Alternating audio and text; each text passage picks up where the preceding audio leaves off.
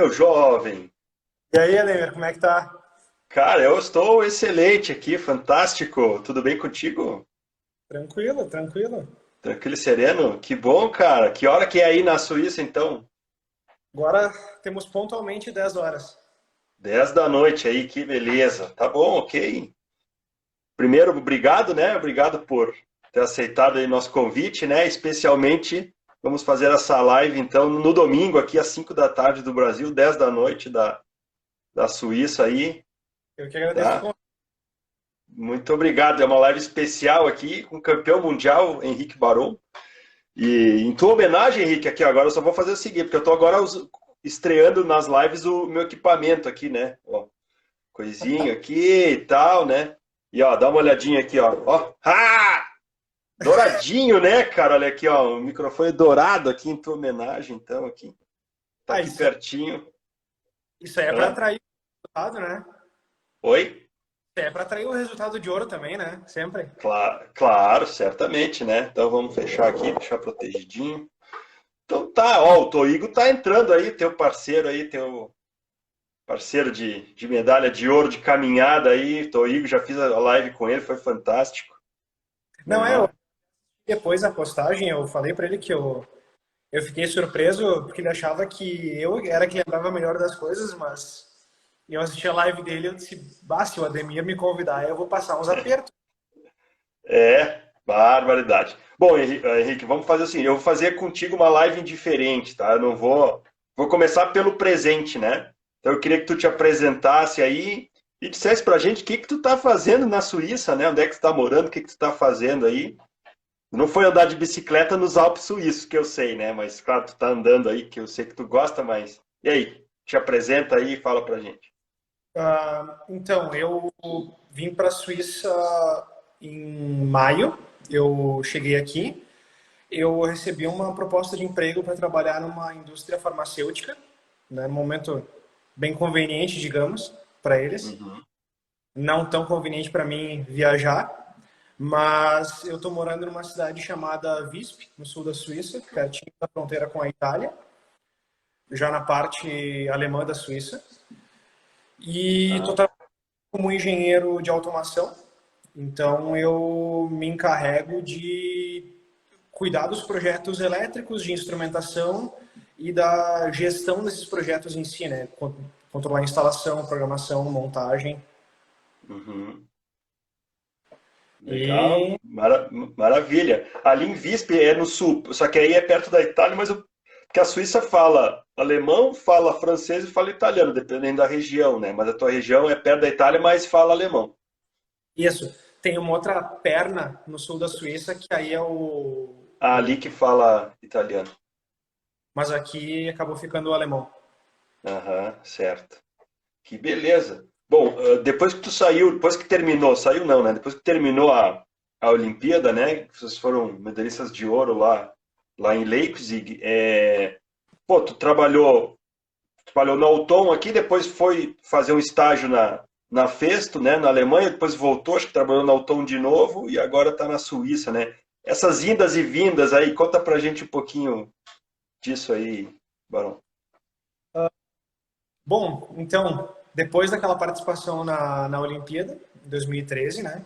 Eu acabei fazendo contato com a Alton justamente porque tinha o Everton Toego lá, né? Que também teve a live contigo esses dias, Uhum, que Olimpíada. sim, isso. Eu, por ter já o contato prévio, eu falei com ele e ele disse: bah, a gente justamente está procurando gente para trabalhar. E eu acabei entrando lá já de imediato e segui trabalhando como programador de CLP, então, né, diretamente voltado à automação industrial também. E permaneci lá até comecinho de 2015, que daí eu consegui a oportunidade para fazer um intercâmbio na Alemanha, numa universidade em Esslingen, que é uma cidade do lado da Festo, né? Uhum. Esslingen, eu já fui lá, eu sei. É, Ah, eu visitei essa universidade. ah, é? Eu não Sim, sabia. em 2006, né? 2006 eu que a Festo, ela eventualmente leva alguns clientes, né, para visitar a Festo Alemanha. Então, em 2006, eu tive a oportunidade de ir para lá, visitei essa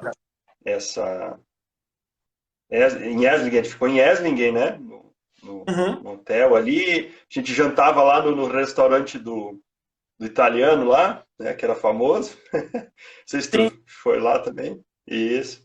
E Eu- aí a gente visitei ali a universidade, tudo. Ah, legal, cara, legal, bacana. E sim, na verdade, Essen ali, acho que é a cidade, digamos assim, mais próxima da Festo, né, que tem um tamanho considerável. Uhum, E então, na verdade, essa oportunidade, ela também veio por conta de Olimpíada, né? Porque na época, uhum, o... um ano depois da Olimpíada, o Senai conseguiu uma oportunidade para mim para ir para Nova York, para eles, para participar de um evento lá da World, que a World Skills ia fazer na embaixada da Alemanha. uhum, Na época lá eu conheci daí um membro da World Skills International. Eu mencionei minha ideia de fazer um intercâmbio na Alemanha, disse que eu tinha interesse, e ele falou, ah, por que uhum, estágio na Festo, né? Ele disse, a gente sim. pode, posso fazer contato lá, eu conheço gente, né? E Uhum. aí eu acabei indo atrás de universidade e tudo, encontrei a universidade, fui para lá, e graças a esse contato com ele, eu consegui então, inclusive, o estágio lá na Festo. Participei também de alguns eventos com a equipe da World Skills Alemanha, porque justamente na época Aham. a gente tinha em 2015 a World Skills no Brasil. Sim, E, isso. Aham. vamos chamar um cara que é do Brasil para vir aqui falar um pouco do país e vamos supor, né? Claro, que legal, que olha que, né, coincidências e deu, né, tudo certo. Sim, Que, exato. E que, aham, aqueles, a equipe do Brasil fazia em Bragança Paulista, por exemplo, na mesma linha. Eu participei de dois eventos aham, e aí depois de fazer o estágio na Festo, eu voltei para o Brasil, trabalhei na Alton daí por um tempo maior, fiquei 4 anos lá, até uhum, receber sim. a oportunidade de surpresa, assim, em março desse ano. Uhum. Que legal, que bem quando estava começando a pandemia aqui no Brasil, né? Sim, sim, inclusive várias vezes eu perguntei para a empresa, mas tá aí, acontece isso aí, vai ter a vaga igual? Disseram, não, não, pode vir que Pode vir. Aham. lá tá. Não. Sim, legal. Outro dia eu te ouvi aqui, né? Porque eu estava fazendo a parceria lá com o Gilvan, né? Para usar Uhum. o software do o SIMAC, Ah, né? Isso, o SIMAC, até pô, eu não sabia que tinha o software e tal, eu justamente estava precisando de um software de simulação de ambientes, porque logo em seguida eu quero lançar um curso de programação de CLP, de técnicas, né, avançadas e tal. E aí eu preciso de um software que simule ambientes, né? Assim, simule máquinas. E aí eu recém fechei a parceria com ele lá. E aí eu abri um vídeo, né, assim, explicativo ali de como configurar lá a parte da comunicação, né, com o, esqueci o nome agora ali, com o, com Codeci? do Codesys com o Modbus, né, o Modbus TCP. E aí eu abri um vídeo e tava tu falando lá, digo, opa, essa voz eu conheço, né? Que legal. Legal. Sim. Inclusive, eu botei o primeiro vídeo usando ali o SIMAC hoje, agora, recém, faz 3 ou 4 horas que eu botei no Apaixonados por Mecatrônica, né? Tu já viu Sim. lá o meu canal lá no YouTube, Henrique? Já se inscreveu lá? Inscrever, eu acho que já me inscrevi. Se não, eu já vou fazer Ah, isso agora. faça isso logo, cara. Eu tô com 289 inscritos já. Já Ah, tá é? ficando legal, tá ficando bacana. Bom, vamos lá que o tempo aqui corre muito, Henrique. Cara, antes de eu voltar, antes de eu falar lá do início da mecatrônica, né, eu quero saber o seguinte, indústria 4.0, né, hoje está em voga aqui aqui no Brasil isso, né, ou seja, está todo mundo, né, querendo falar a linguagem da indústria 4.0. Como é que está isso ali na Suíça, ali onde é que tu está trabalhando, né, na área farmacêutica e tal, como é que tu vê isso? Tu teve na Alemanha, né, em 2015 também, como é que tu vê essa transformação, esse momento aí? Ahn, cara, essa é uma pergunta bem interessante. Uma coisa que eu dizia muito lá na Alton, ainda quando eu estava trabalhando, é que é um assunto de que muito se fala, poucas pessoas sabem em detalhe o que que é, porque realmente não tem muita...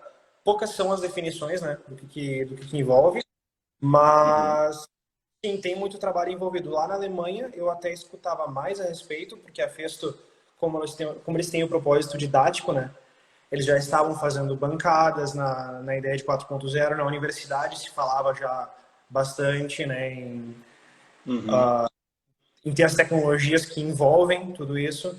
Então se falava muito. Aqui, eu coincidentemente conversei com um colega meu na semana passada sobre esse tema Uhum. e eles não chegam a empregar muito o termo, não mencionam muito, mas eu vejo que eles têm, pelo próprio tipo de indústria, eles já faz tempo que eles têm que ter uma integridade de dados muito grande, né? Então, aqui eles têm, por exemplo, um sistema MES, que é uma das coisas que também envolve, né?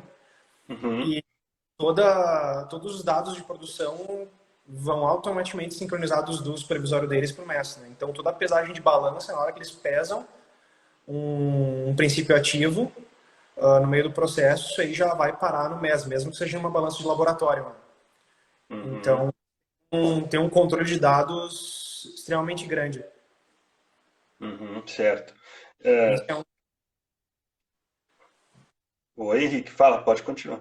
Não, não, eu ia dizer, esse acaba sendo, pelo menos no ponto de aplicação, dos grandes pilares, eu diria, porque o resto de automação, como eles são uma indústria de processo, é um pouco diferente do que a gente vê naqueles vídeos mais conceituais da I 4.0 em si, né? Uhum. Sim, certo.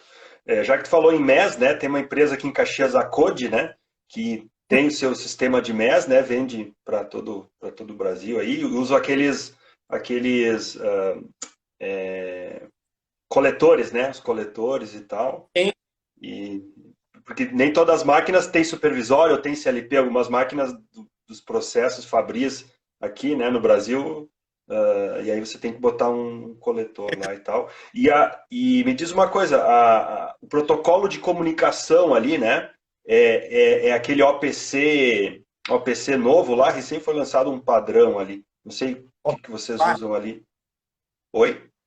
o PCUA, Então, que é tem um outro OPC que agora vai substituir o OPC UA. Eu não lembro o nome agora, esse aí eu não mas é estava o. sabendo. Tá. Mas ali eles utilizam muitos dos protocolos tradicionais, então vem do chão de fábrica como Modbus ou como Profibus, eles utilizam muito. A maior Uhum. parte dos protocolos são um pouco limitados porque tu tem muitas atmosferas classificadas, muitos ambientes de atmosfera classificada, né? Ah, sim, sim. Então eles acabam limitando até onde eu sei só Modbus e Profibus. Já tentaram usar o tal do ASI, por exemplo, mas não Não rolou. existe certificado, né? Uhum. Só que aí da camada do supervisório já para cima, como eles utilizam todo o mesmo sistema da Emerson, né? Uhum. Isso aí vai meio que é que nem tu comprar uma solução inteira da Siemens, né? Eles já fazem tudo automático e tu Sim, tu não se não. preocupa com toda uma camada de comunicação. Uhum, uhum, certo. Legal, cara, show de bola. Vamos lá. Vamos voltar para o passado agora, Barão. O que que Opa, fez você escolher a mecatrônica, né? ah, olha, lembro da live do Maurício, eu vou repetir em parte as palavras dele, que foi pressão de casa. Tá. Na verdade, meus pais sempre insistiram muito, vai procurar um curso no Senai, porque use tu isso ou não como profissão no futuro, tu já vai aprender alguma coisa, né? Então, Uhum. conhecer mais. E na época eu estava entre as áreas de eletricidade e mecatrônica, né? E a eletricidade eu sempre gostei bastante, mas a mecatrônica eu gostei mais da oferta de curso deles na época, porque é uma coisa um pouco mais visível, tu vê um pouco mais de uma coisa mais próxima da indústria, mais movimento. Eu acho que isso chamou mais minha atenção. Uhum. Eu na época não tive contato com a Olimpíada. Esse contato para mim ele foi bem tardio, né? Através de ti, inclusive, quando tu foi meu professor. porque eu fazia o cenário no turno da noite, então esse contato em termos de Olimpíada foi zero. E Tá, eu acho que foi sim. isso que acabou me levando para a mecatrônica em si, né, num primeiro momento. Uhum. Tu fez todo o curso da mecatrônica à noite ou tu chegou a fazer de dia e depois foi pra noite? Não, não, eu comecei de noite já, por isso. Já, tu já fez de noite. Uhum. Pô, que disciplinas que eu dei pra ti lá, nem eu lembro agora. Tu vai lembrar, eu acho. Eu não Ou lembro. eram as do último semestre, robótica e sim, de Tá. os era de manufatura. Aham, certo. Ah, que beleza. Eu ia te perguntar quem é que foi o teu professor de CLP, né? Não fui eu, porque nessa época eu já não dava mais essa disciplina. Na época foi o Daniel Cortelete ainda. Ah, o cortelete. Certo, legal. Beleza. Como é que foi fazer dupla, né, com o Toigo? Antes de como é que foi fazer dupla com o Toigo? Como é que foi a escolha da dupla aí, esse processo? Como é que foi participar da fase escolar, né? A fase escolar ela é, tem gente que diz que é a mais difícil ela, né? Bom, quando eu percebi que tu ia perguntar da seleção escolar, eu ia dizer como foi um aperto total. Porque isso eu lembro que também foi uma coisa que o Maurício comentou e eu seguramente posso falar, que foi a etapa mais difícil. Também não Uhum. fase nacional, desempate, mundial, todas elas tiveram sua dificuldade, mas é muito difícil tu partir do zero, né? Quando tu não tem nenhuma experiência. E é justamente o caso da prova escolar. Então, as provas teóricas em si foram bem tranquilas, né? Que eles fazem a seleção dos 12 primeiros. Mas quando começaram com as provas práticas, foi bem apertado. E eu lembro, inclusive, que eu fui bastante confiante, né? Eu me sabotei um pouco, porque eu fui confiante até demais. E Uhum. E eu tive muitas dificuldades em colocar aquilo lá para funcionar, né? E aí eu lembro que, inclusive, uma das provas eu competi com o próprio Maurício e falei isso para ele depois. Que eu passei uma Uhum. raiva porque eu... Ah, é? Olha ali, ó. Eu não sabia disso. Sim, sim. Eu apanhando para fazer funcionar num canto lá, eu olhava por cima da tela do meu monitor, tava ele já em cima da estação aqui, só olhando funcionar. Aham. Tranquilo e sereno lá. Toigo tranquilo lá e tu ralando. Se ficar entre eu e ele para entrar na equipe com mais alguém, eu já perdi a vaga, né? Aham. Mas foi uma etapa bem difícil. Depois, quando foi para a parte comportamental, aí foi. Não que não tenha sido difícil, né? Mas é um outro tipo de dificuldade, é uma coisa que a gente, que pelo menos eu consegui levar mais estável, né? Digamos assim. Uhum. Mas Sim, a prática da seleção foi difícil, cara. foi difícil. Tu falou ali que se sabotou um pouco, né? Tu já tinha naquela época consciência disso ou essa consciência do se sabotar veio depois? Eu. A expressão se sabotar foi uma coisa que a gente aprendeu durante o treinamento, né? Isso, certo. É esse ponto que eu queria chegar. Onde é que foi isso? Como é que foi isso? Bah, essa pergunta é difícil. Eu tenho talvez algumas várias ocasiões em que a gente acabou se sabotando. Eu lembro, eu lembro de uma ocasião no Nacional em que a gente deixou de testar lá e acabou ficando não funcionando a última. Último módulo era o módulo de Watchdog lá que tinha que Isso, e era simplesmente testar o que estava na prova, né? Como sempre é. sim. Mas, exatamente, é uma falta de atenção, a gente acabou não cumprindo ali. E eu acho que o ponto onde a gente mais aprendeu sobre o se sabotar, eu diria que foi no desempate, que eu acho que eu lembro do Maurício também ter comentado, que foi a nossa falta de estratégia, né? De ficar usando o tempo até ele terminar sem ter um plano de ação. Né? Aham. Isso foi na etapa de otimização, certo? Mais No, precisamente no desempate, não foi? não, no desempate foi no módulo 4. porque a gente tinha que fazer aquele robô funcionar, montagem Ah, sim, sim, de tampa, cilindro, mola, tá. Aham. e, e a gente simplesmente não conseguia, em vez de, que nem o próprio Christian depois falou, né, que vocês poderiam ter feito muito simples só, feito a peça passar para frente, vocês ficaram lá gastando tempo Sim. de uma coisa que valia um décimo da prova. Uhum, sim. Esse processo de preparação comportamental, né? Vocês passaram por um processo de coaching, né? Que foi a Cris que fez.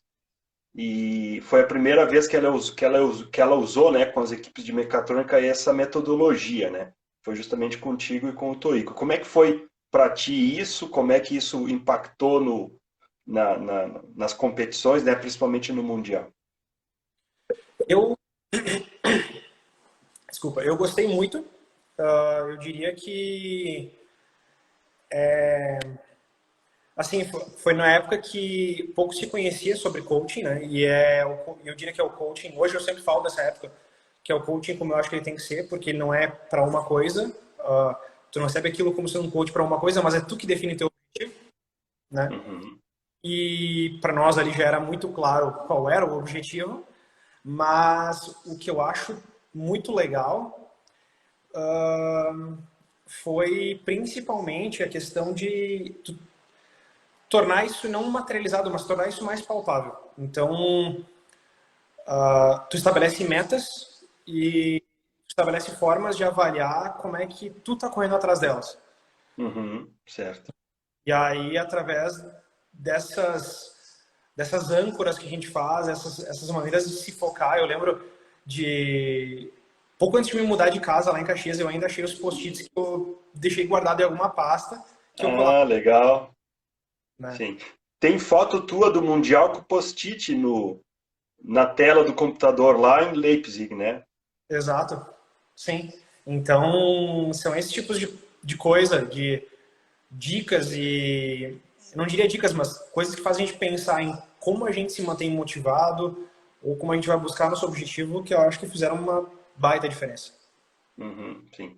É, não são dicas, é uma construção, né? É uma construção e aquela post-it ali fazia sentido para ti naquele momento, para você Exato. lembrar de alguma coisa que era importante ou, né, manter o foco.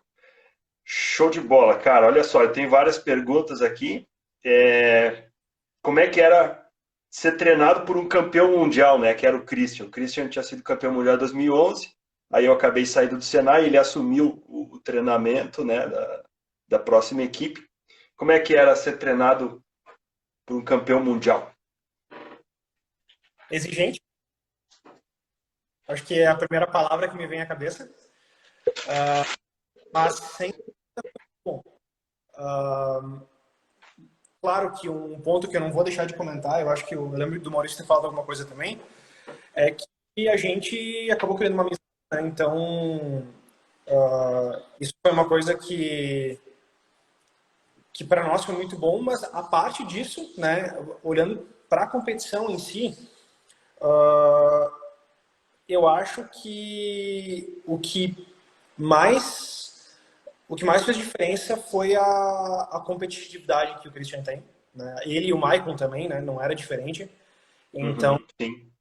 ele acabava nos, vamos dizer, pressionando muito, né? No sentido de nos motivar e nos estimular, dizendo, não, ó, vamos procurando sempre pontos para melhorar e pressionando muito para que a gente atingisse um determinado resultado. E também naquelas competições que a gente tinha internas. Como eles ainda estavam recém-saídos de uma competição, Ah, sim, sim. Aham. todo intervalo de almoço tinha algum tipo de competição, né? Uma montagenzinha, uma digitação ali, uma programação, alguma coisa sempre tinha. Cada um voltado na sua área. O Maurício e o Maicon, por exemplo, treinavam montagem de rampa. E era Sim. montagem de rampa, montagem de esteira. E eu e o Christian era sempre pegar algum programa que os dois já conheciam e ver quem fazia mais rápido, né? E Aham. Sim, imagina, né? Mas tava assim no nível de como se tivesse uma outra equipe treinando junto, né? sim, sim. E E é legal, porque isso mantém, estimula, né, esse espírito competitivo, né? E eu estava vendo aqui um pouco antes de começar a live algumas fotos, alguns relatórios, né? Teve uma supervisão do DN que veio, eu elaborei a prova, né? Veio o Pola da Festo, estava o Christian também, porque é o treinador de vocês, veio o professor Leitão, veio o Elisier lá do DN e veio a Paula, que era a team leader, uma das team leaders. Então, olha só isso, ficaram a semana toda praticamente aqui, né? E vocês foram praticamente perfeitos a semana toda, teve só a penúltima etapa de manutenção que caiu um pouquinho lá, não lembro o que foi que aconteceu, tiraram 77%, o resto tudo 94%, 95%, fecharam com 91,9%. Então, de uma certa forma, essa pressão, né, que o Christian colocava e que vocês disputavam ali, ela aconteceu depois em vários momentos e aí quando chegou na hora do vamos ver, vocês já estavam acostumados com aquilo, né? Sim, sim, perfeito. Inclusive, na questão de trabalhar sob pressão, uma coisa que a gente comentou sempre muito pouco depois que isso aconteceu no treinamento, mas para mim foi uma experiência que eu nunca esqueço. É que logo que começou o treinamento, a gente sempre teve um acompanhamento psicológico, né? O coaching em si veio através da Cris também no final, mas o acompanhamento psicológico desde o começo. E eu digo que ele foi, sem dúvida, decisivo, né? E eu lembro eu tinha muita dificuldade de trabalhar com gente olhando, né? Trabalhar sob pressão. Sob esse tipo Tá. de observação.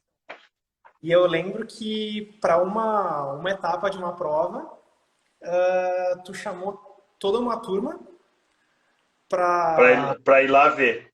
Então, o pessoal, eram umas 20, 30 pessoas, cercaram assim nossa área de trabalho e ficaram olhando a gente trabalhar. Então, é nesses momentos que a gente vê que saber trabalhar sob pressão faz diferença e isso eu digo que eu aprendi bem, assim, a gente teve que aprender bem, muito bem.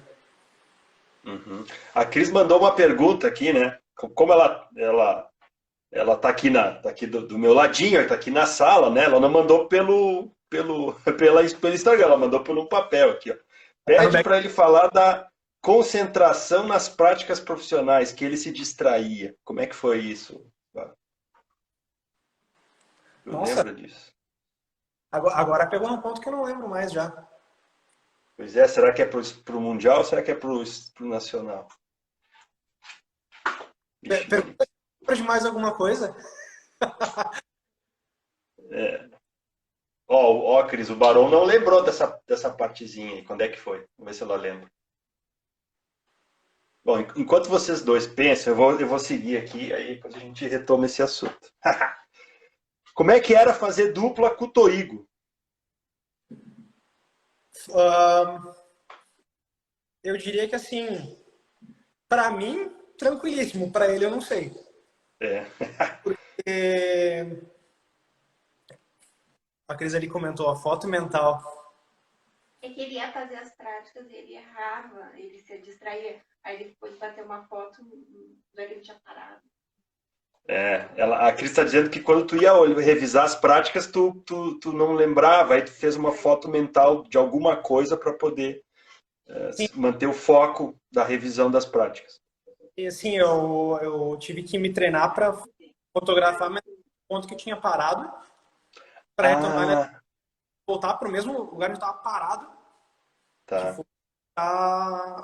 para retomar, continuar o vídeo, né? Digamos assim, dali. Sim. Entendi. Sim, porque o cara vai revisando e muitas vezes tem que parar, ou tem que, né, o companheiro chama, tem que ver outra coisa, e aí era para continuar do mesmo ponto. Olha ali, ó. Então, Cara, isso é fantástico, isso é fantástico. e, bom, trabalhar com o Toigo, Isso aí. talvez tenha sido fácil para mim e difícil para ele, porque ele é um cara muito mais calmo e muito mais paciente que eu, né? Eu sempre fui um pouco mais explosivo. Uhum. E, e isso foi uma coisa que acho que até ele mencionou, que, ou pelo menos eu lembrei assistindo aquela live de vocês, que ele tem, eu lembro que ele tinha, eu tenho um comportamento um pouco mais ativo de pegar e tomar uma iniciativa de falar e dizer, vamos fazer assim, eu acho que é assim. Só que mesmo assim, apesar disso, né, eu acho que a gente conseguia sempre discutir as coisas muito bem e se entender muito bem, né? Então, Uhum.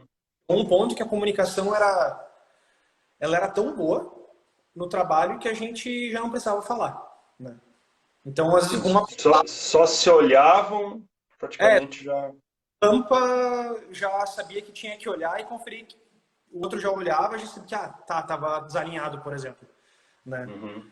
Então, a comunicação fluía muito e eu lembro que, em comparação com, por exemplo, o que o Christian e o Michael se descreviam, até o Matheus e o Matheus Gaspar e o Diego que vieram depois, a gente, todas as equipes falavam, de vez em quando tinha algum conflito, a gente batia a boca durante mesmo a prova.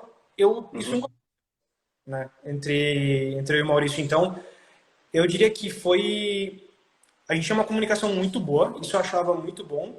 E eu lembro que uma expressão que a Cris usou, acho que foi a Cris, já lá no final do nosso treinamento, é que a gente era uma equipe muito sinérgica, né? E eu, Sim, sim, sinérgica. Uhum. e eu acho que esse adjetivo qualifica muito bem, assim, a forma que a gente trabalhava. Foi realmente muito bom trabalhar com ele. Uhum.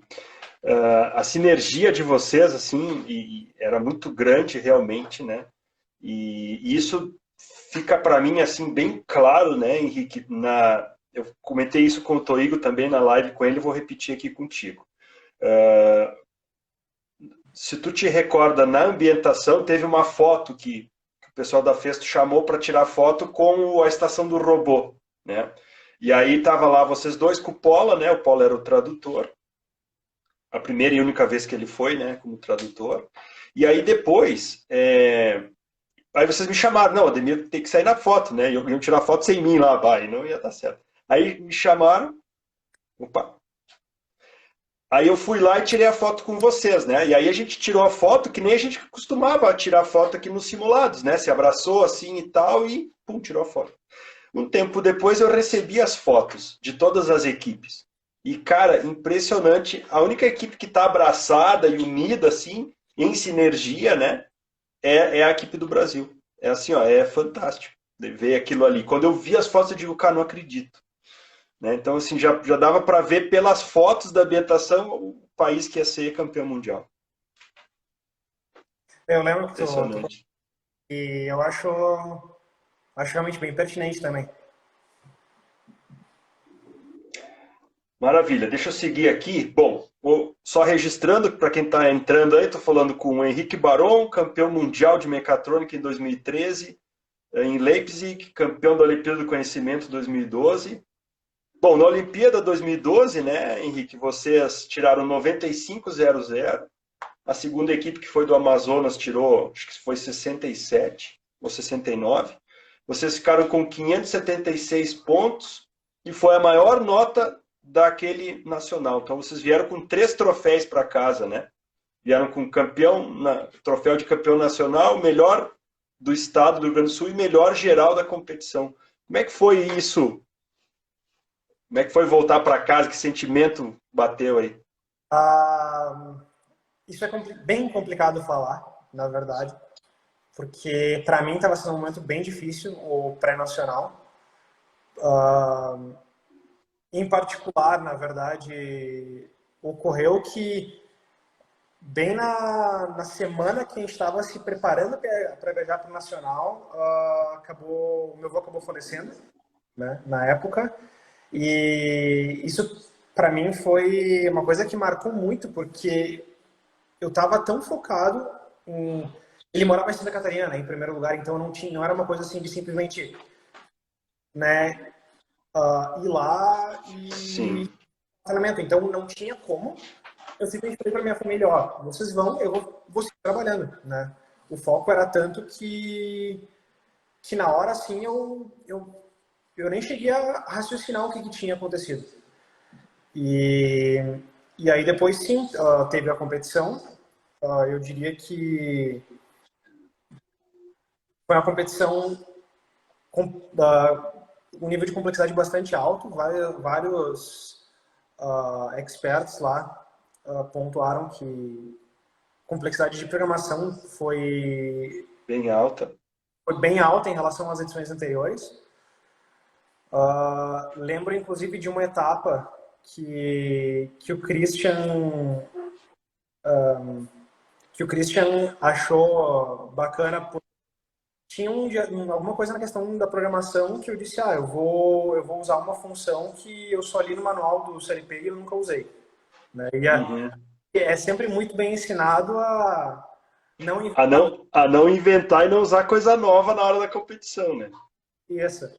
E aí o Christian, como ele era muito envolvido com a questão técnica, né, ele perguntou, tá, mas tu sabe usar isso? Tu tem certeza que tu vai usar? E eu falei para ele, cara, eu tô seguro, vou usar, né? Enfim, vou fazer dessa forma. Acabou dando certo, né? Sem quaisquer problemas. E eu achei bacana esse momento porque ele poderia muito bem ter dito não inventa, né? Ele poderia ter tido um papel de treinador um pouco mais conservador, mais controlador. Controlador ou impositivo, né? Isso. Mas ele demonstrou que ele confiava no que a gente fazia. Então isso preocupou bastante. E o resultado foi, apesar aquilo que ocorreu na otimização, que a gente se decepcionou, porque a gente já estava criando uma esperança de ganhar um melhor da delegação do Rio Grande do Sul, né? Como a diferença estava sendo alta, a gente sabia que a escala de 500 ela privilegia isso. Sim, isso. Então, a gente estava criando esperança, acabou tendo plano de otimização e disse, tá, não, já era, a gente acabou... Pois é, e mesmo assim vocês ganharam. Imagina se vocês tivessem acertado aquela otimização lá. Sim, seria... Ia ser maior ainda, né? Pelo amor de Deus. Sim. E aí foi muito bom, assim. Difícil de explicar, né? Ganhar os 3 troféus lá. E aí depois, inclusive, né? Que aí eu assim, baixei o ritmo e me dei conta de tudo que tinha acontecido. Foi bem marcante, assim, não só da Olimpíada, mas da minha vida como um todo. Sim, certo. Tu falou que estava em luto, né? Em luto e essas coisas acontecem de uma hora para outra sem a gente esperar, né? Coincidência ou não, acho que foi o vô do Toigo que faleceu essa semana agora. Acho que eu vi algum post da mãe dele. Acho que foi o vô dele que faleceu essa semana, inclusive. Né? E muito bem. Tu falou também a questão do Christian ali, né? Ele não foi impositivo, ele foi flexível e tal, né? E aí me veio a lembrança da etapa de otimização lá em Leipzig, lá no Mundial. Porque naquela etapa vocês já tinham tido histórico de problemas, tanto no nacional, quanto em simulado, quanto no desempate. E aí a gente tinha uma combinação, né? Ó, tem o Ivan entrando aí, o Ivan é lá da Rússia, o pessoal da Rússia ouvindo a gente aqui. E aí, né, Baron, a gente tinha aquela combinação que 20 minutos antes de terminar a etapa de otimização, que era uma etapa de 2 horas, vocês tinham que retornar para a versão anterior do software, né? E aí eu lembro que eu saí da minha posição lá e fiquei uns metros, assim, uns 4, 5 metros de ti e fiz a comunicação verbal, porque eu não podia falar nada, mas eu fiquei lá, né? Que nem o Toigo fazia lá, ficava lá, né? Assim. Aí eu fiquei assim, cara de bravo, né? E ali eu fui meio que impositivo, né? Não sei. E aí eu lembro que tu me enxergou, tu me ouviu, assim, e aí comentou, não, vamos fazer mais esse teste e tal. Aí testaram, e aí, não, vamos voltar. E aí faltavam 17 minutos. Aí quando tu disse, vamos voltar, eu olhei pro tempo e aí eu digo, agora vai dar certo. Aí eu fiz meia volta e fui. Tu lembra dessa cena aí, Henrique? Conta pra gente aí, do outro lado da visão ali, como é que foi? Olha, eu lembro muito bem. Tem uma parte da história que o Maurício podia ter contado na live dele. Ele não contou. Talvez porque partiu de mim, né? Aí não se ele ficou com medo de me expor, mas ele sabe disso também. Tá. Então, eu lembro que ainda antes desse limite de tempo aí, tu já estava de olho. Eu lembro que eu estava cuidando por cima do monitor ali. bem boba. Sim, é porque eu dei uma volta com, sei lá, com 1h30, com 1h20 de prova, eu dei uma volta para ver como é que tava o geral, assim, né? Todo mundo. E ninguém tava otimizado ainda nem nada. Aí depois eu voltei para minha posição, porque eu era cronometrista. Aí quando deu 1h20, eu tenho que ir lá para, né? E eu lembro. Agora tem o pessoal do Canadá entrando, tio. Expert do Canadá entrando aí. Daqui a pouco a gente tem que até trocar o idioma, né? Isso aí. Tá, e aí? Não, eu lembro que a situação da otimização realmente não estava muito favorável para a gente, né? E eu na minha teimosia de tentar otimizar e colocar para funcionar aquilo que eu estava tentando fazer, eu lembro de ter, quando tu passou assim mais preocupado, eu lembro muito bem de ter visto, falado para o Maurício assim, cara, o Ademir que espere. A gente vai... Eu falei assim para ele, o Ademir tá olhando para cá, mas ele que espere. Olha ali, ó. Eu não sabia disso. Olha ali, ó. Que barbaridade. O Maurício sabia, talvez ele só não quis me expor, né? Mas Sim, sim. já agora que estou aqui, eu posso falar. Certo. Eu disse, não, o Ademir que espere, a gente vai fazer mais esse teste, mas aí eu sabia que o teu nervosismo e a pressão que tinha ali não era por nada, né? Era, na verdade, resultado. Então, eu disse, tá, vamos fazer mais esse teste, se não der, daí sim, eu abro mão daquilo que eu tô fazendo e volto, né? Por menos que eu queira. E aí sim, dito e feito, né? Acabou não dando certo aquele teste. E aí que aí eu já não sabia, 17 minutos. 17 minutos finais, aí vocês testaram a versão anterior que estava funcionando. Né? Aí ficou tranquilo. Aí ficou tranquilo e funcionou. E aí que selou a medalha de ouro. Sim, porque a gente foi para o último módulo com 1 ponto atrás do Japão, né? Então, se a gente tivesse uma mesma nota que eles, ia repetir o resultado de 2011. O Japão e Brasil no pódio. Só que o Japão teve problemas, eles aumentaram muito a velocidade dos alimentadores de tampas e a tampa virava, assim, eles cometeram uma falha grave ali. Cara, eu cheguei a chorar, meu. Quando eu vi que o Denis... Nossa, me deu aquela sensação, sabe, de segurar para não chorar, eu chorar efetivamente. Né? Eu lembro de ter visto isso nos competidores. Eu vi de longe, né, a situação que aconteceu com eles. E realmente é o piloto que bate na última curva, né? É o piloto que bate na última curva, justamente. Está chegando e bate, né? E aí eles não pegaram pódio, não pegaram nada. E aí a gente fez funcionar, né? Não foi a melhor otimização que podia ter sido feita, mas foi a melhor otimização de todo mundo. Ninguém conseguiu fazer aquela otimização com os sinais, com o robô, tudo. Tanto é que a gente fez 15,2 de 16. E foi a melhor nota da otimização foi nossa. Né? Então eu sabia que a gente tinha que voltar ali, né? Cumprir o nosso combinado ali, né? Essa semana eu visitei a mecatrônica aqui, fui lá ver o Diego, né? O pessoal estava fazendo um simulado e estava fazendo um simulado online com o pessoal do Ceará também.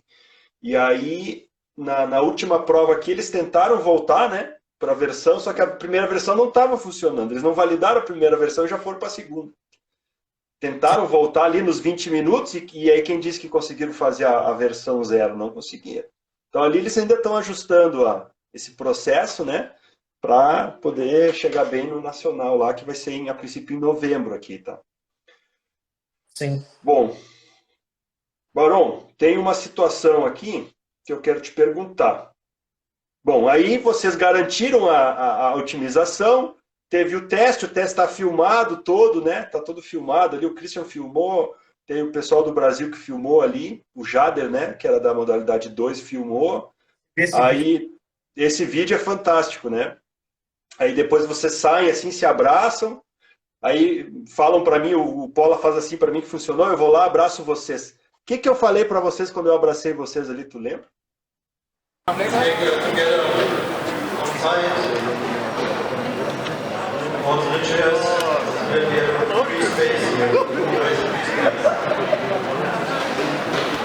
you very much.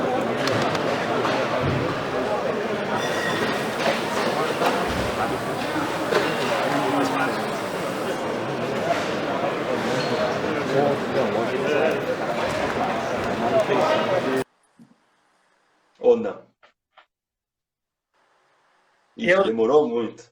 A gente não estava muito seguro se tinha ganho ouro ou não. Eu lembro Tá. que um gesto que tu fez, assim, na forma como tu estava animado, isso me deu uma segurança de que as coisas iam ter um resultado melhor do que eu esperava. Mas o que tu falou exatamente eu não lembro.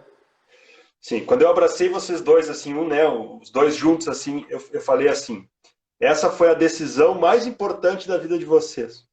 Foi isso que eu falei, que era sobre a decisão Voltar atrás. de voltar atrás, sim. Sim. Sim, Sim. sim. Ó, era disso.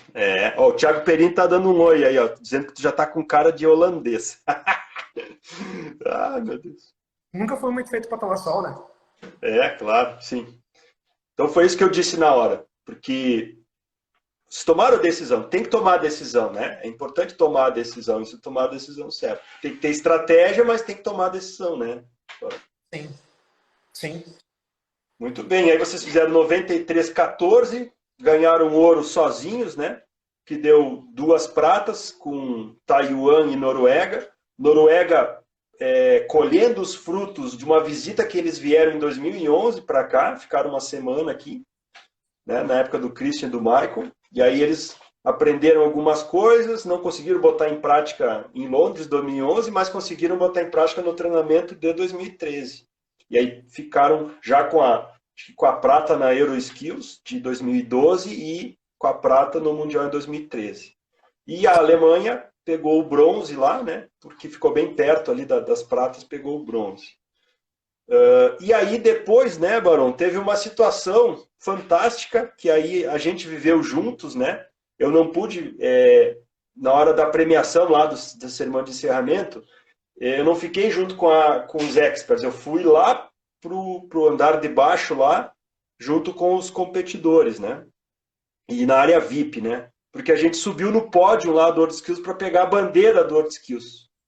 E aí me escolheram e escolheram você para fazer isso. Então subiu eu, você, o professor Robson, presidente da CNI, e o professor Lucchesi, presidente do Senai. Tu lembra desse momento? Eu lembro. Lembro muito bem, a gente carregando a bandeira para cima do palco para simbolizar que seria a próxima sede do World Skills. Né? Sim, isso. A gente recebeu a bandeira do World Skills, que tem a cerimônia de passagem de bandeira, né? Sim. Isso aí. Cara, que momento, hein, Barão? Que momento, hein? Fantástico. A semana lá foi uma coisa sem precedentes, né? Eu digo, na minha vida foi... Enfim, né? É um momento único. Eu acho que só quem participa daquilo ali sabe tudo que envolve, né? Sim. Maravilha. Barão, a gente já tem mais aqui, tem mais um minutinho, tem mais 12 minutos, né? Eu queria que tu falasse aí, para quem está se preparando para o Nacional, né? O Nacional a gente vai ter ele, a princípio, em novembro. Se não puder ter, vai ser em março do ano que vem. O Mundial vai ser em setembro. O Mundial vai ser em Xangai, na China. Para quem está se preparando, né, para o Nacional agora e tal, o que tu tem para falar para esses caras aí? Olha, eu acho que, primeiro de tudo, né, é ter aquilo que sempre nos foi muito estimulado, que é ter um objetivo e se focar nele, né? Então, para nós, aquilo lá, quando a gente passou a treinar, aquilo lá virou a rotina diária e era a única coisa que a gente tinha. Então, acho que estabelecer um objetivo e dizer, não, o momento é para isso e é atrás dessa medalha que eu quero correr. Eu acho que isso é um dos principais valores que tem que se ter agora, para quem está treinando. E se eu puder dar uma dica prática, né, que não vale só para a mecatrônica, mas para nós foi uma coisa decisiva, é que uma equipe ou um competidor que seja, tem que ter procedimento. Né? Isso vale, enfim, para nós foi a questão de usar, por exemplo, a gente criar o nosso próprio check-in Tem algumas coisas, algumas técnicas de conferir aquilo que a gente está fazendo. Eu diria que isso, enfim, eliminou incontáveis erros que a gente acabaria levando para avaliação, né? Então, Uhum. eu acho que sem protocolo, sem alguma coisa que te faça passar de novo por aquilo que no momento da pressão, de tu estar com a visão cansada, que tu não vai passar batido, eu acho que ter um sistema para o teu trabalho, eu acho que é um ponto decisivo assim no desempenho de qualquer competidor, de um ponto de vista técnico. Uhum. Certo. Barão, tu como um programador, né, de CLP, campeão mundial, né? Quero que tu me dê um conselho agora, né? O que que acontece, né? Eu abri o canal do YouTube, né, Apaixonados por Mecatrônica, com o intuito de divulgar, né, esse evento, né, as competições, enfim. E aí o que que eu percebi, tá? O que que eu percebi? Que existe um espaço, né, para coisas que a gente aprendeu e aprende na competição, existe um espaço para transferir esse aprendizado para quem é profissional da área de mecatrônica, da área de automação, quem é programador, né, e que não teve a oportunidade de ser competidor, digamos assim. Mas a gente pode levar coisas, esses procedimentos, essas técnicas, levar esse conhecimento para esses profissionais, né? Então, eu estou com esse intuito, né, de levar essa experiência de 20 anos aí que a gente tem para esse pessoal, né? Para recém-formados ou recém-profissionais da área. Então, a minha intenção é oferecer, né, Barão, um curso de programação avançada de CLP, né, mostrando técnicas de programação, mostrando esses procedimentos, enfim, a minha intenção é essa. Que dica tu tem para dar para mim aí em relação a isso que eu estou pensando? Ah, pô, agora tu decidiu subir um nível a pergunta, né? Tem que pensar um pouco até, mas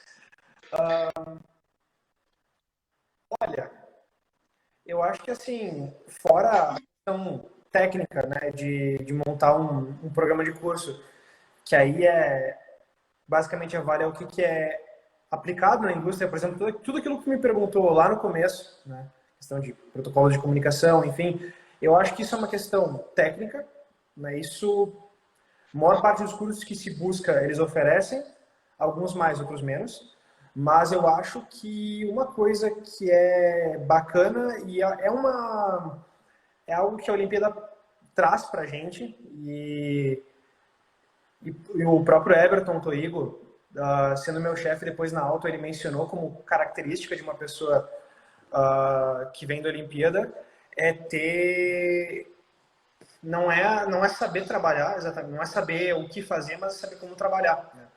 Então, saber se Uhum, planejar, saber organizar ideias, de repente uhum, voltado para a área de programação, que é simplesmente às vezes desenhar uma coisa no papel que a gente sim. deixa de fazer, né? Simplifica o nosso trabalho em horas, né? Uhum. Sim, porque tu fica imaginando, pensando aqui, mas escrevendo no papel. No vídeo que eu coloquei agora, no início, no final da manhã, eu botei um vídeo novo no canal, né? E lá eu estou fazendo uma comparação entre cascata elétrica com flex, com variáveis e grafset. E aí eu peguei o semáforo, o controlador de semáforo. E aí, antes de começar a fazer os programas e tal, eu fiz uma tabelinha no Excel com os tempos lá, os acionamentos, só dividi os grupos lá, então aquilo visualmente me organizou, né? E tal. Então é uma coisa simples de fazer, mas que realmente dá certo, né? Exato, então eu acho que tudo isso que a gente traz da Olimpíada, que a gente é ensinado na Olimpíada, em saber trabalhar, então, saber como organizar as ideias, saber olhar para um problema, quebrar ele nas partes, assim, como ele vai ser resolvido, né? Que isso às vezes Uhum. é um problema que eu, como programador, me deparei muitas vezes de ter algo muito grande ou muito complexo e tu não saber por onde começar, Isso eu acho que é normal de qualquer profissão. Então, eu acho que esse pensamento metódico que a gente é treinado e muito bem treinado na Olimpíada, eu acho que isso é uma coisa enfim, qualquer profissional, né, e aí aplicado também no curso de programação, qualquer profissional tem a ganhar com esse aprendizado, né? Ainda mais um profissional novo, que a gente mencionou, que é teu público-alvo, por exemplo. Sim, sim, porque o que eu percebo, né, é que assim, 90% de quem trabalha com CLP ou em cursos e tal é LEDER, é linguagem LEDER, 90%, tá? E desses 90% não é ensinado a parte de técnicas e métodos, né? Então tá faltando isso, essa organização e tal. É nisso que eu quero atuar, né? Só registrando aí, ó, o Paulo Williger está entrando na live aqui, tá? A Sayonara também entrando na live, dá bem-vindo a vocês. E infelizmente a gente está terminando a live, né, Barão? Faltam 4 minutinhos aí, a gente já falou tudo que estava na minha listinha, a gente falou. Barão, faltou alguma pergunta, faltou algum assunto para gente relembrar? Um assunto que tu queira dizer, esse eu tenho que falar, não posso esquecer. Olha, acho que os pontos que para mim foram os mais significativos assim da Olimpíada, eu acho que eu acabei comentando, já o outro acabou perguntando em algum momento ou outro. Tá. Olha, que eu me recorde assim, É isso. acho que era isso. Maravilha. Barão, quando tu vier para o Brasil de novo, me traz uns chocolate aí da Suíça, né? Tá Opa, bom? Já vou deixar meu pedido aqui, tá? Ó, bandeirinha do Brasil. Queria agradecer muito, né, por esse bate-papo nosso aqui. pô, eu que Queria dizer que eu sou um cara que te admiro muito aí, né, como pessoa, como profissional. Medalhista de ouro do Mundial, né? Não tem nem o que dizer, né? Enfim. Então, cara, muito, muito obrigado, né? valeu pelo convite aí. Foi bacana. Se o Paulo Villiger comentou do espião do Brasil na Holanda, que É mesmo, teve essa história, né? Tu foi para lá num simulado, né? Tu tem 30 segundos para falar disso. Diz pra... quando eu estava na época do meu intercâmbio, o pessoal do Senai entrou em contato comigo. Fui até a Holanda para inspecionar uma competição de robótica móvel lá. Sim, tu pegou um trem e foi até lá, né? Tirou umas fotos e mandou depois, não foi? É isso aí, a gente lá, assim, quando entra na Olimpíada, se envolve antes e depois, né? Claro, isso aí, ó. Olha, eu não lembrava dessa história do Paulão ali, mas eu intermediei essa história mesmo, eu lembro agora. Querido, aquele abraço então, tá? Valeu, Ademir, abração, cara. Tudo de Se bom aí. cuide. Valeu. Entra no canal e se inscreve lá, né? Apaixonado por mecatrônica lá. Tá Estamos bom? no Instagram escrevendo. Beleza. Tchau, querido. Aquele abraço. Até mais. Valeu. Tchau.